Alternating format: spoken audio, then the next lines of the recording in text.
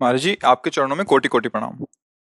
महाराज जी, कई साल वीर्यनाश करके मानसिक रोग से ग्रसित हो चुका हूँ। पिछले 5 महीने से वीर्यनाश नहीं किया है, फिर भी नकारात्मक सोच नहीं जाती। महाराज जी, जोशी ने बताया कि सब शनि और राहु का प्रभाव है। महाराज जी, कोई शनि राहु का प्रभाव नहीं। करो दुष्प्रवृत्तियां और शनि राहु को दोष दो, बेकार की बातें हैं। कोई किसी को सुख दुख नहीं देता, हमारे आचरण ही हमारे को दुख देते हैं। पक्की बात समझ लो।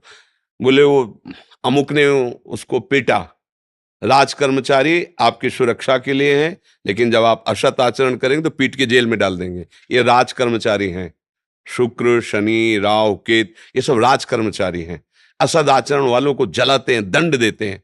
और सदाचरण वालों को, चाहे जिस नक्षत्र पे बैठे हो, चाहे ग्रह पर किसी भी बैठे हो, ये सदैव अनुकूल रहते हैं। ये भगवत पार्षद कोई ऐसे वैसे नहीं है। करो अस्त मैथुन और शनि साढ़े चढ़ा हुआ है, इसलिए ऐसा होता है। बेवकूफी वाली बातें बच्चा है। अभी अवस्था है तुम्हारी वीरपात करने की। गेहूं की फसल तैयार हो रही है, गलेत पे हो। गलेत माने होता है दाना अभी पड़ रहा है, और आप उसको काट लो तो ना भूसा होगा ना दाना होगा, व्यर्थ जीवन चला जाएगा। कम से कम 20-22 वर्ष तक ब्रह्मचर्य का पालन करो, फिर गृहस्थी में जाओ। संतान तेजस्वी होगी, देशभक्त होगी, माता पिता की भक्ति कर। ये क्या है?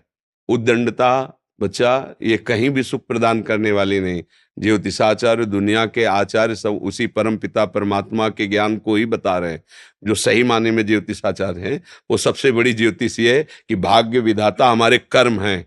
अवश्य में भोक्तव्यम कृतम कर्म शुभाशुभम। ठीक अपने कर्म कर लो, कोई तुम्हें बिगाड़ दे तो मैं बताना। हमारे कर्म पूर्व के या वर्तमान के, वही हमारी दुर्गति करते, दूसरा कोई सृष्टि में नहीं। को न काहू के सुख को दुख कर दाता, निज कृत कर्म भोग सुन भ्राता। बिल्कुल सिद्धांत समझ। अभ्यास गलत किया है, कोई भी देवता तुम्हें नहीं बचा सकता। गलत अभ्यास किया है, अपना नाश स्वयं कर रहे हो, किसी देवता या किसी का दोष नहीं। काले कर्म ईश्वर मिथ्या दोष लगाए। ये आचरण गंदे बंद करो बच्चा। नाम जप करो, सात्विक आहार करो, आधा घंटा दंड बैठक मारो, व्यायाम करो, दौड़ो, अभी सब ठीक हो जाएगा। अरे पीछे गलती, यद्यपि ये गलती ऐसी पूरे जीवन भर भोगना पड़ता है, क्योंकि बाल्यावस्था का वीरपात बिल्कुल जीवन को नष्ट कर देता है। इसीलिए बालकों को गुरुकुल में रखा जाता था, चाहे वो राजकुमार हो चाहे किसी का बालक हो। वहां वो एक साधुता से जितेंद्रीय होकर के फिर गृहस्थ धर्म में जाता था। 10-20-50 वर्ष गृहस्थी में रहा, कुछ उसका बाल बाका नहीं हुआ। फिर वो विरक्त होकर के आंतरिक, फिर वो जितेंद्रीय होकर के परमात्मा को प्राप्त कर लिया। आज हमारी बाल्यावस्था से मोबाइल का संग है, गंदे बच्चों का संग है। अब ये गंदी आदतें हो गई, सर्वनाश हो गया। अब सोचो, ये अवस्था तुम्हारी चिंता सुख से ग्रसित होने की है, आनंद में उमगने की है। अभी नौ किशोर अवस्था है, ये तो मस्ती वाली। क्योंकि मस्ती हटा दी, अब रह क्या गया जीवन में? ये जो लोग समझते हैं ना कि जैसे खून निकलवा लो तो खून बन जाता है, बहुत गलत बात है। वो दान देना, वो महीने में वो बात एक अलग है। लेकिन सप्तम धातु वीर एक मन शुद्ध सात्विक पौष्टिक अन्न के बाद एक बार के लिए तैयार होता है। और यहां बच्चे खिलवाड़ में 2-2 3-3 बार रोज। अब क्या होगा? उनका हड्डियों तक की सामर्थ्य नष्ट हो जाएगी। कुछ दिनों बाद देखना बंद हो जाएगा, ऐसे चौंधियाने लगोगे, खड़े होने में चक्कर आएगा, कमर दर्द करेगा, पैरों में टूटन बनी रहेगी, दिमाग में टेंशन बनी रहेगी, पढ़ोगे तो कुछ याद नहीं रहेगा, स्मृति नष्ट होने लगेगी, एक नास्तिकता छा जाएगी। फिर ये जीवन भार लगेगा, फिर नशा में उतर जाओगे, फिर तो बस गए, फिर गए। तो अब कौन मानता है संत महात्माओं की बातों को? समझाते हैं तो साधु महात्मा है तो अब अलग बात करते हैं। नहीं, हर बहन भाई को 20 वर्ष तक नियम पूर्वक ब्रह्मचर्य रहना चाहिए। ये जो व्यवहार चला है, अब क्या है कि कुछ भी बोलो तो जबान पे लोग अंकुश की, वो तो ऐसा बोल रहे। ये जो मोबाइल की सुविधा और उसमें सब गंदी बातें देखना, अब आप पढ़े लिखे हो, सर्च करो, सब आ जाएगा। ये जीवन का नाश कर देने वाली बातें हैं बच्चों के। माता पिता को इन पे सावधान रह करके अंकुश करना चाहिए, क्योंकि वो इस समय उन्मत्त हैं बच्चे, उनको वास्तविक सत असत का ज्ञान नहीं है। तो वो अपना ही अहित करने के लिए अपना सुख समझते हैं, अपना अहित कर रहे हैं, अपना सुख समझ रहे हैं। ये तो कहो भगवान की आपके ऊपर कृपा है जो आप हिम्मत करके अपनी बात यहाँ कह रहे हो। पर फिर भी अबलो नशानी अबना नशे हो, सावधानी से चलो। पर हम जो कह रहे हो मानो। आधा घंटे व्यायाम निश्चित करो, सबको करना चाहिए, चाहे स्त्री शरीर हो चाहे पुरुष शरीर हो। एक बार शरीर को बहुत एक्टिव करना चाहिए। ये शरीर हम नहीं है। जैसे आप मोटरसाइकिल, सुबह सुबह आप बैठो, तो पहले क्या करते हैं, हाई रेस में डाल करके उसको एकदम गर्म करते हैं ना, सब खुल जाए। अब चलो ऐसे हाई रेस में इसको लाओ, 10-15 मिनट दंड बैठक, व्यायाम, प्राणायाम, आसन आदि के, फिर अपनी दिनचर्या करते हो तो आप संयमी रहोगे, आपके प्राण पुष्ट रहेंगे, आपका अन्न पचेगा, कोई भी चोट आदि बहुत कम मात्रा में आपको कष्ट देगी। हर बीमारी से लड़ने के सामने, अब यहाँ सुबह 10 बजे तक सो रहे हैं, व्यायाम क्या करेंगे, प्राणायाम क्या करेंगे, आसन क्या करेंगे? सूर्य जिसके सोने पर उदय हो गया उसकी आयु, बुद्धि, श्री, कांति सब क्षीण हो जाती। कौन मानता है? रात्रि के 2-2, 3-3 बजे तक जगना और सुबह 10-11 बजे तक सोना, ये दिनचर्या है। तो हमारी राय है सात्विक भोजन कीजिए और व्यायाम कीजिए। करते हो व्यायाम? है? हाँ, कभी ये कोई ऐसा तो, और कभी कभी जो व्यायाम करते हो बीमारियों का निमंत्रण देते हैं।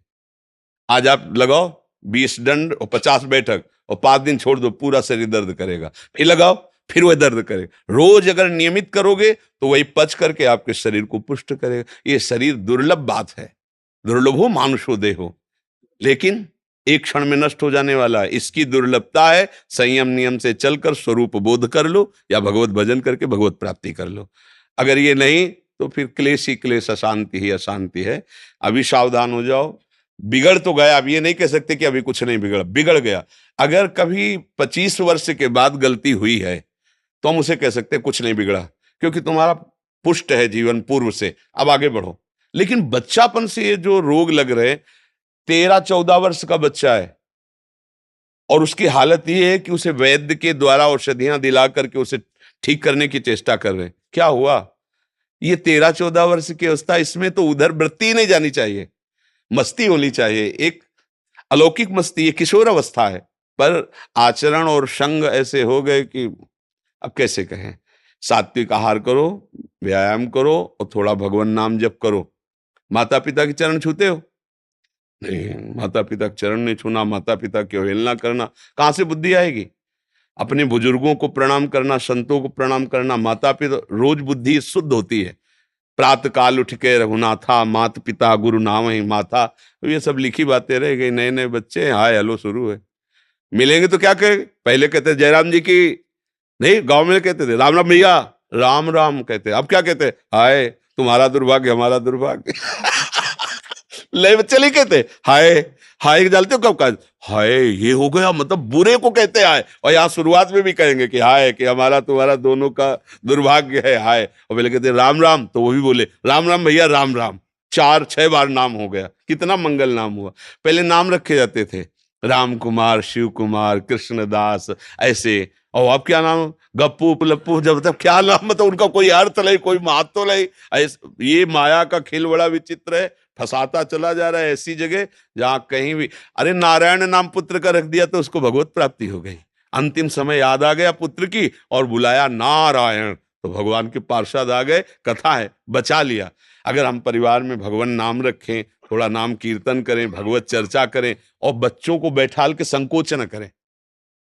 माता पिता को चाहे, एक हम जानकारी के भक्त, वो अब संन्यास ले चुका है बच्चा, उसकी माँ ऐसे समझाती जैसे मित्र से कि देखो बेटा तुम जवान हो रहे हो, तुम्हारा मन ऐसे भोगों की तरफ जाएगा, ऐसी ऐसी क्रियाएं भोगों की होती हैं, क्या तुम शुरू कर दिए? तो उसका नहीं मम्मी। क्या क्या तुम्हारे मन में ऐसा आता है? आता तो है, बिना हमारे, हम तुम्हारे मित्र भी हैं, तुम्हारी माँ भी है, बिना हमारी अनुमति के तुम ऐसा आज वही सन्यासी है। वो जब हमसे बात करे तो हम कहा प्रणाम है तुम्हारी माँ को। बोले मुझे अगर संभाला तो मेरी माँ ने संभाला। मतलब बचपन से बैठाल कर हमको सारी बातें बताती रही कि ऐसी ऐसी गलतियां होती, ऐसी ऐसी बात होती, तुम्हारे अंदर तो नहीं। तो हमका इच्छा है पर अभी नहीं है। आज उसने उसको सन्यासी बनाकर खड़ा कर दिया, भगवत मार्ग का पथिक बना दिया। मंदालसा ने अपने चारों पुत्रों को ब्रह्मबोध करा दिया। माता पिता का प्रथम रोल होता है। अब वो शर्म लिहाज इसमें क्या करना, बच्चा हमारा गड्ढे में गिरने जा रहा है, हम शर्म लिया, बैठा लो उसको पास में। देखो मोबाइल में गंदी चीजें तो नहीं देखते, गंदे बच्चों को संग तो नहीं करते। अगर आप ऐसा करते हैं तो नहीं करना चाहिए। उनका मैसेज देखें, उनका मोबाइल देखें, उनकी चेकिंग करें, उनकी मानसिकता को समझे। गलत हो गए हो तो उनको प्यार दुलार से, बड़ी कोई बात नहीं, गलती सबसे होती है, सुधार करो। मतलब उसको इतना पुष्ट करो कि वो बोझा ना लादने पावे और आगे निकल जाए। भाई इतनी फुर्सत का है माता पिता, वो अपने ही मनोरंजन से फुर्सत ले, वो अपने ही मन को संभालने में परेशान है। इसलिए अच्छा है बच्चा, सावधानी से चलो, अब कभी मत करना। क्योंकि इस क्रिया में क्या होता है कि नस नाड़ियां इतनी कमजोर हो जाती हैं कि फिर आगे चलकर आप करोगे भी नहीं, पर वो शक्तिपात हो जाएगा, मतलब नष्ट हो जाएगी वीर शक्ति। वो आपको ऐसा लगेगा कि हमने तो कुछ किया ही नहीं, और वो ऐसे हो जाएगा। मतलब नस नाड़ियां एक, ये हम अनुभव की बात कहते हैं जो हमसे मिले हैं साधक, कि स्नान कर रहे हैं, कोई हमारी क्रिया नहीं हुई, पर ऐसे हम सोने जा रहे हैं पर कुछ क्रिया नहीं, ऐसे छू गया तो ऐसे बिल्कुल शक्तिहीन हो जाता है। तो ये अपना नाश करना है। कुछ दिनों बाद नींद आना बंद हो जाएगी, कुछ दिनों बाद दिमाग में निगेटिव केवल रह जाएगा, नकारात्मक सोच रह जाएगी। ये जो दुर्दशाएं हैं ना, तभी हम कहते हैं पहले तो हम देखते थे कि 10 20 50 लोग गांव में तो ऐसे होते थे लंगोट बंद लड़ने लायक, क्योंकि गाय भैंस का दूध पिया, दंड बैठक मारी, ये बातें, मोबाइल था ही नहीं। 30 35 वर्ष से मोबाइल चला होगा है, इससे पहले नहीं था। पहले वो ऑफिसरों के पास वो बड़ा बड़ा होता था, नहीं तो हमने ये मोबाइल नहीं देखा 30 35 वर्ष। तो वो ये सब था नहीं, गांव में कभी किसी एक के यहाँ टीवी हो तो हो, नहीं तो बिजली ही नहीं थी तो टीवी है वो बैटरी से भले वो रामचरित जो चला था ना, तब गांव में छोटी छोटी टीवी लाए। बड़ा शुद्ध जीवन। हमें लगता है शरीर समस्त सदगतियों का हेतु बनता है। अगर शरीर स्वस्थ है, बुद्धि पवित्र है, तो हम यहाँ अच्छे विद्यार्थी बन सकते हैं, हम अच्छे पुत्र बन सकते हैं, हम अच्छे मित्र बन सकते हैं, हम अच्छे देशवासी बन सकते हैं, हम अच्छे भक्त बन सकते हैं। और जब शरीर ही स्वस्थ नहीं, मानसिकता स्वस्थ नहीं, तो कुछ नहीं, बस जीवन काट रहे हैं व्यर्थत्व में।